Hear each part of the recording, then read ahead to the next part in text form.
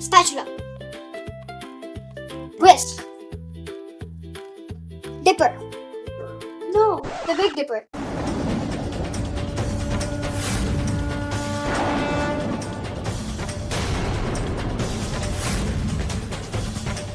Stars form many different patterns in the night sky. But in the spring season, there's one that is perhaps the easiest to identify. Let me show you. Take a look. Do you see a pattern? 3 stars forming a handle and 4 stars forming a pan? Oh my god! This is the Big Dipper! Some people even call it a saucepan. But remember, the Big Dipper is not a constellation. Rather, it's an asterism. Asterism? What's that? An asterism is a simple pattern of stars in the sky that people recognize and give a name to. It is not a full constellation, just a smaller shape made by a few bright stars.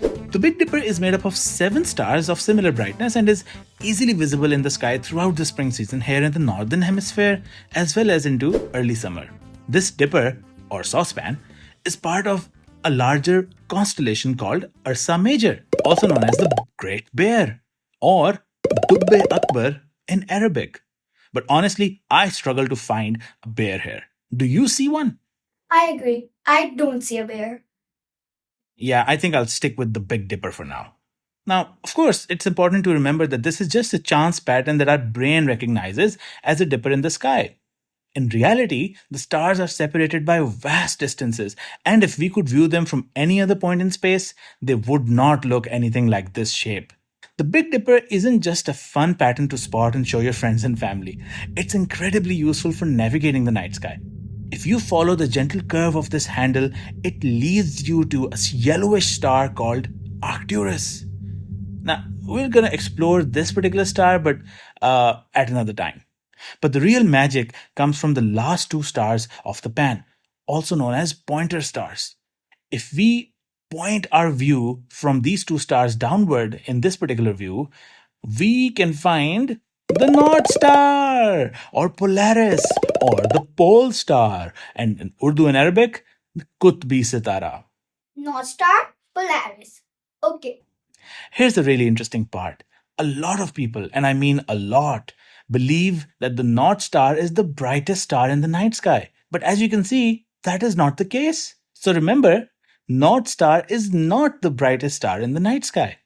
Once you find the North Star, you can figure out all the remaining directions around you. So, if you've ever been lost at sea or in a forest, look for the Big Dipper, find the North Star, and it can guide you back home.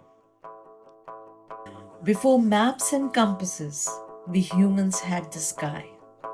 And in that sky, reliable as breath, 7 stars held their breath in the north, bright enough to find on a cloudy night.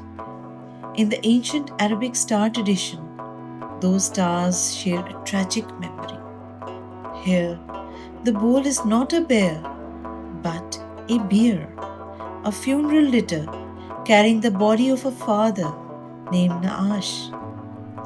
The 3 trailing stars are his grieving children, walking behind him in sorrow, and his killer fixed at the very center of the sky, motionless, untouchable, Polaris itself, while the procession revolves around him forever, circling in grief and rage, never closing the distance, a sky full of mourners awaiting justice that never arrives.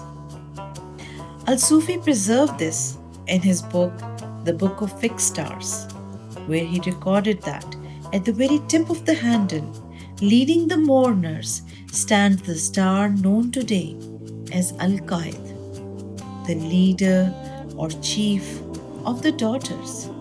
It is this star that goes first, the one who sets the pace of the eternal procession.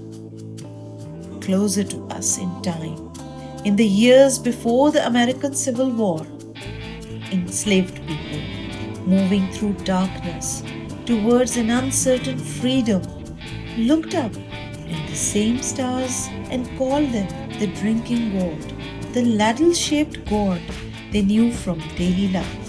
From its stars, you could trace a line to the North Star, and the North Star meant north, and the north meant freedom.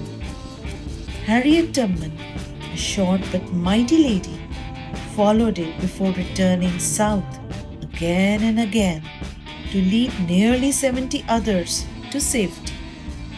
Polaris can not only help you with direction, but it has another superpower. It can tell you your latitude.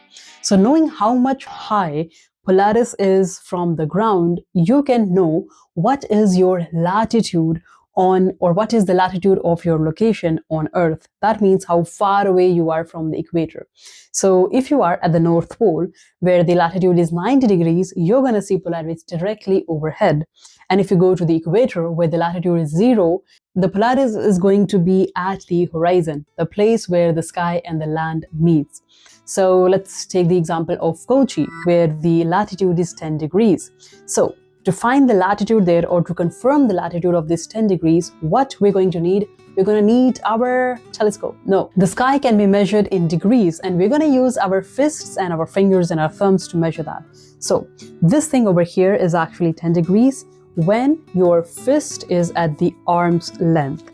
Now, we said that the latitude of Kochi is actually 10 degrees. So what we're going to do is, we're going to have the bottom of the fist at the horizon, and you can keep your thumb either at here or down. It does not really matter that much. And you're going to look on top of your thumb in the north direction. So you can scan it slowly like this and try to find where is the pole star. Now, it's going to be a little bit difficult because just 10 degrees above the ground, you can see a lot of buildings or trees or clouds or lights. It's going to be hard. So this activity can be done better if you are a little bit more farther away from the equator. For example, in Lahore, Pakistan, where the latitude is 32 degrees. So how are we going to measure that? We're going to need 3 fists. So the first fist, the second, and the third. And because it is 32 degrees, we can also use our thumb to put it at the top and then look in the north direction. Now you can see that my hand can be a little bit shaky, so you might have to do this activity a few more times to get the angle right. But this is how you can measure the latitude, or you can confirm the latitude no matter where you are in the northern hemisphere. This month we have learned some advanced navigation skills by locating which direction is where and also measuring the sky. Things are going to get exciting as we move to the summer season. So I hope and wish you all the very best for your stargazing and clear night skies. I'll see you next month. Bye bye.